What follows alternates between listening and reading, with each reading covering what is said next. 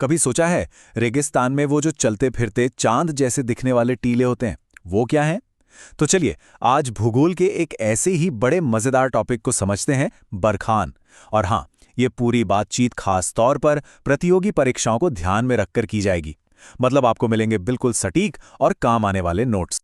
तो सवाल यही है कि भाई रेगिस्तान का ये चलता फिरता चांद आखिर है क्या चीज? सुनने में तो ये बड़ी शायराना बात लगती है ना, पर इसका जवाब उतना ही साइंटिफिक है। ये कोई पहेली नहीं है, बल्कि ये एक बहुत ही खास ज्योग्राफिकल फीचर है। तो इसका जवाब है बरखान। सीधे साधे शब्दों में कहें तो ये आधे चांद के आकार का एक रेत का टीला होता है जो रेगिस्तान में बनता है। अब इसकी सबसे बड़ी खासियत पता है क्या है? ये तभी बनता है जब हवा लगातार एक ही दिशा में चलती है। भूगोल की भाषा में इसे एओलियन लैंडफॉर्म कहते हैं। अब इस भारी भरकम शब्द से डरना नहीं है, इसका सीधा सा मतलब है कोई भी ऐसी चीज जो हवा से बनी हो। ठीक है, तो अब ये तो समझ आ गया कि बरखान होता क्या है। पर क्या बात यहीं खत्म हो जाती है? अरे नहीं, बिल्कुल नहीं। असल में ना बरखान के भी अपने अलग अलग टाइप होते हैं। कह सकते हैं कि इनका भी एक परिवार होता है। अब ये इस बात पर डिपेंड करता है कि रेत कितनी है और हवा कैसी चल रही है। तो इसी आधार पर हम इन्हें 3 मेन कैटेगरीज में बांटते हैं। चलिए एक एक करके इन तीनों से मिलते हैं। तो देखिए, सबसे पहला है एकल बरखान। जैसा नाम से ही पता चल रहा है, ये बिल्कुल अकेला होता है, एक सोलो वॉरियर की तरह जो रेगिस्तान में अकेला खड़ा है। फिर आता है संयुक्त बरखान। इसमें क्या होता है, कई छोटे छोटे एकल बरखान आपस में जुड़ जाते हैं और एक बड़ी कॉम्प्लेक्स टीम बना लेते हैं। और आखिर में है श्रृंखलाबद्ध बरखान। ये तो और भी कमाल है। इसमें बहुत सारे बरखान एक दूसरे से ऐसे जुड़ते हैं कि एक लंबी चेन या कतार बना लेते हैं। ऐसा लगता है मानो रेगिस्तान में रेत की कोई नदी बह रही हो। अच्छा, टाइप्स तो हमने समझ लिए। अब जरा बरखान के डीएनए में उतरते हैं। मतलब इसकी कैरेक्टरिस्टिक्स क्या-क्या हैं? इसका शेप, इसकी ढलान और इसकी मूवमेंट ही तो इसे इतना खास बनाती हैं। और हाँ, एक जरूरी बात, एग्जाम में सवाल अक्सर इन्हीं डिटेल से बनते हैं, तो इस हिस्से पर थोड़ा ज्यादा ध्यान देना है। तो सबसे पहली और सबसे बड़ी पहचान है इसका शेप, अर्धचंद्राकार, बिल्कुल अंग्रेजी के अक्षर सी जैसा। अब इसके जो 2 नुकीले सिरे होते हैं ना, जिन्हें सींग या हॉर्न्स कहते हैं, वो हमेशा हवा की दिशा में आगे की तरफ होते हैं। ऐसा लगता है जैसे वो हवा का पीछा कर रहे हों। और ये बहुत बड़ा क्लू है। इससे हमें पता चलता है कि हवा किस तरफ से आ रही है। और जो बीच का मोटा और ऊंचा हिस्सा है, वो समझ लीजिए इस टीले की रीढ़ की हड्डी है। अब यहाँ एक बहुत ही दिलचस्प बात है, जरा ध्यान से सुनिएगा। बरखान की ना 2 अलग अलग तरह की ढलान होती हैं। एक तरफ जिधर से हवा आ रही है, वो ढलान लंबी और हल्की होती है, मतलब जेंटल स्लोप। क्यों? क्योंकि हवा रेत को धीरे धीरे ऊपर की ओर धकेलती है।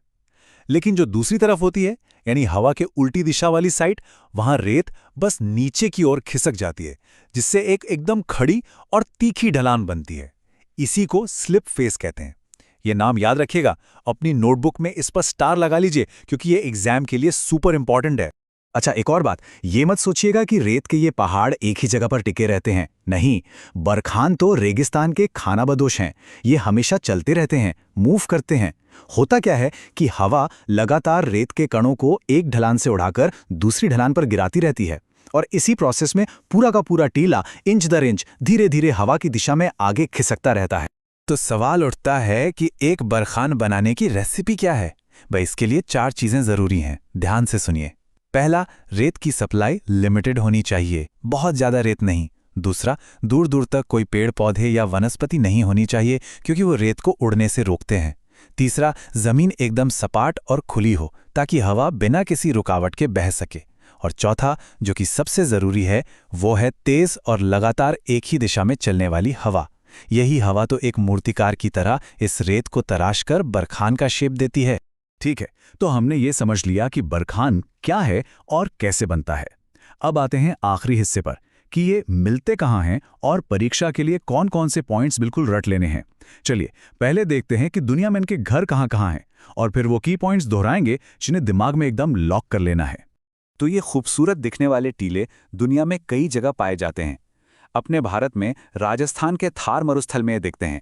इसके अलावा अफ्रीका के विशाल सहारा रेगिस्तान में और अरब के रेगिस्तानों में भी ये आम है। मतलब जहां भी वो 4 शर्तें पूरी होती हैं ना, वहां बरखान बन जाते हैं।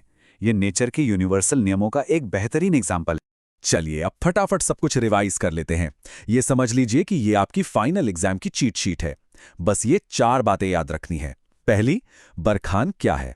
ये एक अर्धचंद्राकार बालू का टीला है। दूसरी, इसके सींग किस तरफ होते हैं? हमेशा हवा की दिशा में। तीसरी, ये बनता कैसे है? एक ही दिशा में बहने वाली हवा से। और चौथी, ये मिलता कहाँ है? रेगिस्तानी इलाकों में। बस ये 4 पॉइंट्स याद हैं तो बरखान से जुड़ा कोई भी सवाल गलत नहीं होगा। तो आज हमने देखा कि कैसे हवा और रेत मिलकर एक चलती फिरती जीती जागती कलाकृति यानी बरखान को बनाते हैं। और ये हमें एक बहुत ज़रूरी बात याद दिलाता है कि हमारी पृथ्वी पर दिखने वाली हर एक चीज़, चाहे वो छोटी हो या बड़ी, अपने पीछे काम कर रही ज़बरदस्त ताकतों की कहानी कहती है। ये ताकतें ही हैं जो लगातार हमारी दुनिया को नया आकार दे रही हैं। अगली बार जब कहीं रेत देखें तो याद रखिएगा कि हर कण की अपनी एक कहानी होती है।